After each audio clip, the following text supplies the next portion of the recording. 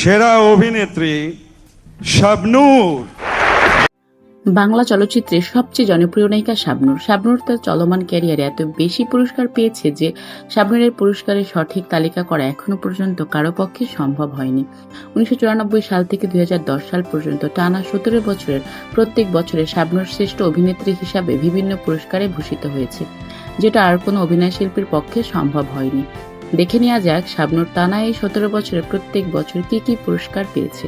1994 সাল দর্শক ফোরাম পুরস্কার তুমি আমার। 1995 সাল বাদশাস পুরস্কার স্বপ্নের ঠিকানা। 1996 সাল প্রযোজক শিল্পী সমিতির পুরস্কার জীবন সংসার। 1997 সাল মেরিল ভোরের কাগজ তারকা জরিপ পুরস্কার।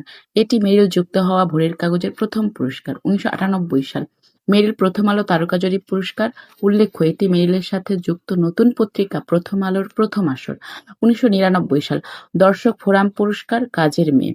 2000 সাল মেরিল প্রথম আলো তারকা জরিপ পুরস্কার। 2001 সাল প্রযোজক শিল্পী সমিতির পুরস্কার প্রেমের তাজমহল। 2002 সাল চ্যানেল আই চলচ্চিত্র পুরস্কার সবার উপরে প্রেম। 2003 সাল golden nest cultural reporters award বউ শাশুড়ির যুদ্ধ। 2004 সাল ট্যাব অ্যাওয়ার্ড যত প্রেম তত জ্বালা।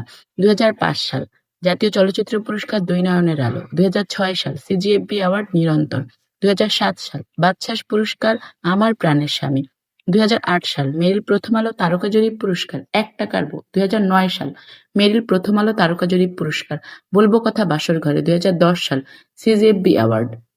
এই টানা 17 বছরের প্রত্যেক বছরেই শাবনূর বিভিন্ন আসর থেকে 2 বা ততোধিকবার শ্রেষ্ঠ অভিনেত্রীর পুরস্কার পেলেও এখানে শুধুমাত্র একটি আসরের নামে উল্লেখ করা হয়েছে।